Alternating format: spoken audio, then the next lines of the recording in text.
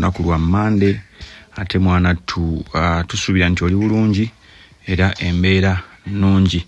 Ffenno tukeredde mpozi ate mu kiyongobero oba twasuze mu kiyongobero ntukerera mu kiyongobero olunaku mpozi ate olw'eggulo ku ssaawa awo nga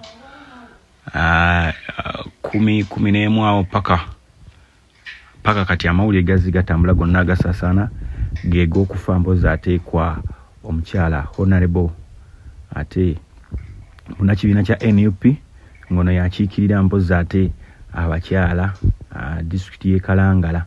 Omukyala Nakimuli mumujjukira, omukyala abadde alina akatambi akagowinze viral bwe twali mpozi ate ku misinde gya Kabaka birthday run yavayo n'agamba nti ye yeewuunya nnyo okulaba ng'omutemu eyassa abaana endeetebwa gyaleetebwamu se VIP treat kyokka nga abasiibwa ku byobufuzi bo babaleeta abamu balemala n'okulemala ng'agamba nti twetaaga tuveeyo twogere kubanga bwe tusirika eggwanga gye liraga si watuufu. Bimu ku bigambo by'omukyalo oyo byeyasemba okwogera like nga bw'ogamba nti ebyasasamaza ennyo. Omukyalo olunaku olwajjo abasawo baavuddeyo mpozi ate ne bamulangirira nti afudde. Okusinziira ku PA we mulonoonya wano ino bigambo ebituufu. Yes. Bintu si byangu nnyo bannaaye, ebintu bizibu, ebintu bizibu. Okusinziira ku PA we agamba babadde ku ddwaliro, eddwaliro niri wali eri ku Yusuf Road. Agamba nti omukyala Helen Nakimuli yabadde atwalibbwa kulongoosebwa wabula obulwadde tebwogeddwa, yabadde agenze kulongoosebwa bulwadde ki n'ekigambibwa yabadde ali mu theatre. Omusawo gye yafuutuse n'akabatema n'abagamba operation ebadde successful, naye omukyala alemeddwa okudda engulu. Tugezaako kumuzza engulu naye akyagaanye okubeera mpozi nga ate adda engulu. Operation eno kitegeeza yabadde y'amaanyi nnyo nga balina kumusirisa yenna. Tuve ku bino basirisaako omuntu ekitundu, nga balina kumusirisa yenna ne bamukolako operation. Bagamba operation yawedde bulungi nnyo naye n'atasobola kudda ngulu. Kati ne bagamba twetaaga ku family member omu. Kati PA agamba yabaddewo ne sister wa Nakimuli naye ye n'agamba nze siri wa family naye nkola ki nsobola okujja. Ne bamutwala ne bagezaako okukola defibrillating okuba amasannyalaze bakubisa omutima guddemu guzuukuke. Gwagaanye okuddamu okuzuukuka era okukakana ng'omukyala afudde. Kati nno kino kireeseewo ensasagge nnyingi nnyo, abantu okwogera, abandi banga bamusse n'ebirala. Oba oli awo ebibadde bitambula byabadde ayogera, alina we yakubye ku nsolobotto, ebintu bingi. Of course nga abantu tobanenya kwogera kubanga olijja kwebuuza naye omukazi abadde omulamu kiki kyabadde atoba nakyo. Abantu babeera eyo nga batambula naye nga balina endwadde zibatoba nazo, oluusi nga bazisirikidde. Kati oluusi ebintu ebimu bigenda okutuukawo nga abafamily baba bimanyi bibeera shocking. Family baba tebimanyi, waliwo abantu abalina kyesirikidde waabwe nga n'owa family oluusi abeera tamanyi kiki kigenda mu maaso ku bulamu bw'omuntu. For instance, olunaku omukyalo ono lwe yayimirira mu maaso ga Katikkiro n'akola statements ezo nga tosobola kukikkiriza nti oba ebbanga lino kuba n'emisinde gya Ssaabasajja tegibaddewo ku weekend ewedde. Yes, kitegeeza ye wiiki eno, wiiki yeeyiseewo omukyala n'abeera ng'afa oba muntegeera. Naye bingi ebivuddeyo. Baleese obutambi lwe yasembayo okubeera ku palamenti, lwe yayimirira ku floor n'ayogera ng'alinako ebimu byawakanya ku bikwatagana n'embalirira n'enteekateeka ku projekiti ey'ekisaawe kya Hoima. Projekiti y'ekisaawe kya Hoima nga balaganga abagamba nti oba oli awo budget eringa etemala 1 nti kale bakikwasaganya minister report gye yabawa nga tematiza, n'ekirala nga bagamba nti okusinziira ku kaafu omutindo gw'ekisaawe gweyagala gwego, nga bagamba nti plan eyo mwagiwaako abakaafu bagitunulemu, abakaafu bagitunulemu basobole okugamba nti tugende mu maaso n'egundi oba ffe twazimbye buzimbi. Ebibuuzo byali bingi ku Fulo byali abuuza, ng'oba oli awo byali birina bye bikuba, ng'omuntu bw'akyekwasaako nti oba oli awo munnange omuntu tebabanga banyize munyige. Byonna bisoboka mu fraternity ey'ebyobufuzi. Oba kitegeera mu mbeera ey'ebyobufuzi buli kimu kisoboka, omuntu n'abeera nga akola statement ng'erinza okuviirako abantu abamu okubeera n'ebizibu oba oli awo ne bamupangira. Sigambye nti omukyalo ono baamusse oba baakoze batya, bati bw'otunuulira ebizze bibaawo abantu batandise okukirinki nga bagamba omuntu ono tebabanga banyize munyige. Tulinde abasawo batuwe report. Titukola nsonga za nkomeredde. Tulinde abasawo batuwe report.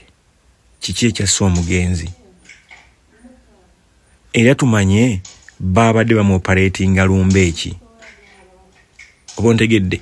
Kubanga ku ddwaliro eri badde mu Jesma Alexandria bamuggyeyo ne bamutwala e Mulago for postmortem. Kye tulina okubeera nga tufuna ebintu byonna kuba poliisi gyekolera ebintu byayo. Basajjoni ba poliisi baani bonna okuvaayo okuwa statements ku bafu n'ebirala byonna basinzira Mulago ku City Muchare, nabeera mpozi ng'oba oli awo beekebejja omuntu batubuulire. Nakimuli abadde mukyala ng'akyali muto. Ndowooza ne lwe yasembayo okupostinga video yabadde ku lwa Friday, ndowooza ye video gyasembayo okugira alina ow'amawulire yo Martin. Ndowooza agamba Martin shoot me when I'm getting out of the preliminary. Nkubaya kangwayo kwataya katambi nga nfuluma parliament mu luteeso olusembyeyo. Bingi abantu baba naafa babeerako obubonero obubeetooloola ne boogera ne bagamba kiki oba kitegeera. Kakati noono naye olaba nti obubonero bungi obadde bumwetoololako, byayogedde ebisembyeyo, ebigambo bye bisembyeyo nga bibadde by'amakulu meereere, ng'alinga asiibula ensi, nga n'olunaku lwe yateekawo ka vidiyo ako nga alinga agamba nti lwe lunaku lwange olusembyeyo okubeera mu paliyamenti. Lwe lunaku lwange olusembyeyo okubeera mu palamenti. Oyo mukyala Nakimuli Helen. Abantu b'e Kalangala tubasaasideko nnyo olw'ensonga nti ebizinga Kalangala bakita kizinga Buggala ndowooza, naye nga Kalangala yeringa tawuni, nti mwetaaga abantu abali vibrant bwe batyo nga tebagenda kubikkirira na kuwekerera nsonga, olw'ensonga ebizinga byo ng'ebizinga birina ebizibu byabyo. Ebizinga ng'ebizinga birina ebizibu byabyo nga byetaaga abantu abali voko abasobola okubeera ne bava ne bayanja ensonga. Oba okitegeera. Omukyalo ono yagamba, tugenda kubeera nga tulinkinga ku statement ezimu. Omukyalo ono yagamba nti tusirise ne bannaddiini abandi badde bavaayo ne bayogera ku nsonga ezimu. Basirise busirisi batya nti bwe nnaayogera tebajja kumpa mmotoka. Bayogera nti oba basirise batya nti banaayogera tebajja bawa mmotoka, tebajja bawa ssente. Ebigambo omukyala Nakimuli yabyogera nga abigamba Katikkiro ku budde buli obw'amazaalibwa. Ku lunaku lwa twajagulizaako amazaalibwa ga Ssaabasajja twali tudduka emisinde. Oba ontegedde? Kaakati ggwe bw'okompeyaringa ebintu ebyo mutuufu ogamba tuli kuki? Ojje weegendereze bannaddiini bonna abasinga basirise n'abagezi okuvaayo okwogera, embulawo yaabwe mu yenfa ebeera tetegeerekeka. Tetegeerekeka obeeraawo nga kwegamba buli kimu kiri bwe kityo. But ngenda kudda ne statement eya Archbishop Mugalu tukompeyalinge n'ebigambo by'omukyalo ono. Archbishop Kazimba Mugalu responded to critics urging him to emulate Archbishop Janani Luwumu's bravery in condemning human rights violation, saying he can't make an impact by getting killed. Obontegedde omukyala Nakimuli akugambye bati okwogera olw'ensonga bw'oba naayogera tebajja bba wa mmotoka. Ye Archbishop Kazimba Mugalu Stephen avuddeyo n'akugamba nti waliwo abagamba nti simanyi lwaki temubeera nga Janani Luwumu. Lwaki temubeera nga Janani Luwumu? Kati ye n'akugamba nange nina obulamu, nange obulamu mbwagala. Nange obulamu nkola ki? Mbwagala. Ekyokubiri, sirina impact gye ngenda kuteekawo nga mmaze kuttibwa, wabula nina kusooka kubeera mulamu ndyoke ndokola ate abalala. Nina kusooka kubeera mulamu ndyoke ndokola abalala. Ne sigenda kubeera nga nsooka kuttibwa ate ndyoke nteekewo embeera oba enkyukakyuka mu ggwanga. Statement eno nolabanga ebigambo ebitono bati byamakulu nga twagala tubyogereko n'ekyo esobola okuggwaayo. Tutandikire ku kyogamba nti nange obulamu mbwagala, sigenda kusooka kuttibwa. Kitegeeza naye akimanyi nti abantu battibwa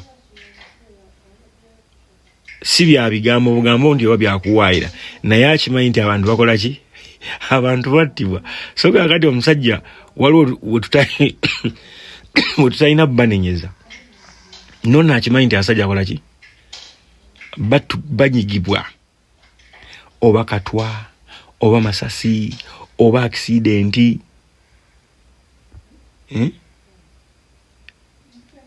Bye bigambo bya Kazimba Mugalu. Kati kitegeeza naye akimanyi state mwali asobola okufa. Kitegeeza ki nti either asirika ne bambalanga gudu bishop ne bamuwaayo akasiimo k'emmotoka oba ontegedde. But to me ebigambo byayogedde bw'obiteeka mu kyuma ekikenenula ensa already aba ayogedde aba communicating indirectly ng'ategeeza nti okuttibwa kw'abantu kungi mu ggwanga. Abamu tutya n'okwogera olw'okuba tutya okututta, kyaba ategeeza. Kati mu kulokola oba oli awo mu bigambo by'anaaba ayogera ng'asomesa enjiri ye mwe munaava abalokoka ku abo ababadde bakola ki? Ababadde oba oli awo abadde batta abantu. Nti kituufu omuntu ayinza okuba abadde atta abantu naye atuuka ekiseera n'agamba mbikooye kankite. N'akita n'agamba kankole ebirala oba kanyenyuke.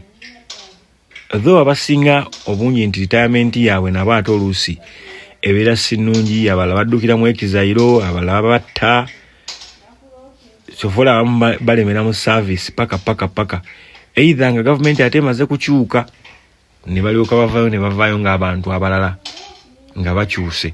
Naye okusinza ku bannaddiini abafudde abadde vibrant ba Cyprian Kizito Lwanga, tulina omusajja wa Orthodox, tulina Sheikh Muzata n'abalala nga badde bagezaako at least okubeera open ku biki ebitambula mu ggwanga. Abasinga ne bafa. Kati oluusi tonenya abantu kusirika, but if somebody comes out and makes a statement ng'eno nti mwagala mbeera omuzira nga Archbishop Janani Luwumu, naye ate sigenda kubaako byenkyusa nga ndi mufu. Nina kusooka kubeera mulamu okusobola okubaako byenkyusa mu ndowooza z'abantu nga mbabuulira ekigambo eyo ebeera big acceptance nti buli byogerwako obiwulira n'ebikolwa ebikolebwa okutta abantu n'okusiba abantu byonna obeera obiwulira. Omuntu ajja kitwala nti oba oliawo yabadde arespondinga ebigambo by'omugenzi nti bino bijjidde wamu. Statement eri yali ku Sunday lwetwadduka, ate ku Sunday eyene webadde ye yesterday omusumba nakola statements bwezityo. Kitegeeza ki? Nti oba oliawo nga bagamba nti akanaafa tekakola ki? Tekekubira ng'ombe. Akanaafa tekekubira ng'ombe, tekawulira ng'ombe, kye kigambo ekituufu. Akanaafa tekawulira ng'ombe kubanga okusinziira mu ddiini kigambibwa nti omuntu bw'aba agenda okufa ekkondeere lye evvannyuma lifuuyirwa buu. Bamalayika bakola ku by'okufa bavaayo ne bafuuwa ekkondeere eriraga nti kati ono obulamu bwe buweddeko. Naye gwe nga nannyini gwe batwala ate toliwulira, wabula liwulirwa oba oliawo ebitonde ebirala ebitali bantu ng'ebimera ng'ebyo, ebisolo n'ebirala, bo babiwulira naye ffe tetuwulira. Ebigambo bya Nakimuli bibadde bigambo ebiraga nti oba oliawo muntu ali mu budde bwe obusembayo, naye tubadde tetukitegeera. Abadde nga alinako byalanga. Tubadde n'okwogera eri omukyala Betty Nambooze era ndowooza mu wiki eyo yaggwa. Baali baziika mukyala wa Waiswa mu Fumbiro. N'agamba nti omukulu lw'omushana yavaayo n'agamba nti okulonda kuno we kunaggwera okwa 2026 abantu bajja beera mu bifo bya mirundi 3. Either oba opposition ajja kubeera nga yegasse ku NRM nga Orlando Batimau n'abalala, abasigadde bajja kubeera nga bali mu kkomera nga boolaba Waiswa mu Fumbiro ba Edi Mutwe, Bamuwanga Kivumbi, then n'abalala bajja kubeera nga bafudde. Kati it is you to choose your destiny. Essaawa zino it is you to choose your destiny. Oyagala kubeera mu kkomera, oyagala kufa, oba oyagala kubeera nga wegatta ku NRM. Byonna nze nga we mbiraba biri testing nti n'abali mu NRM bw'otunulira Frank tumwebaze, sisuubira nti obulwadde obumulya buli nnomo.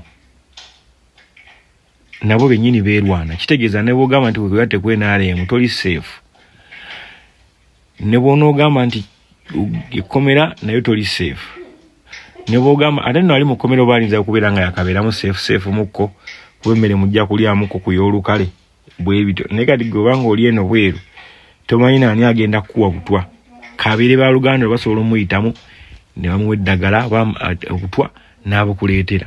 Bwe kiba kiremeddwa ne bakuba amasasi, bwe kiba kiremeddwa ne bakubisa accident. So mu bitongole byonna ebisatu, mu mitendera esatu gyonna gye yayogerako lw'omushana, tewaliwo mutendera guli safe, wabula Katonda yakola ki? Yasalawo n'agamba kino nakiteekateeka bwe nti newankubadde mwagadde okipapiriza, manyi Katonda atuwa emyaka gye tulina okufiirako. N'wabeerawo abamu abaagala okupapiriza okufa kwa bannaabwe ne bateekawo embeera mu malogo, mu kutta, kutemula n'ebirala. So nja kusaba bekikwatako mwenna obuteewaanira mu nsobi ze mukoze, wabula mutereeze butereeza. Okufa tteeka, naye ofudde otya?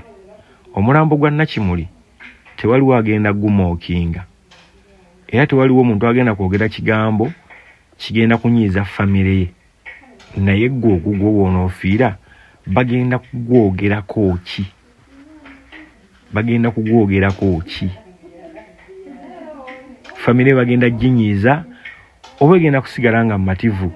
Kale nti omuntu waffe kale ayogeddwako birungi byereere, kuba ebyennaku zino byakyukamu, si bye bye twabeeranga awo twogera ebirungi byereere.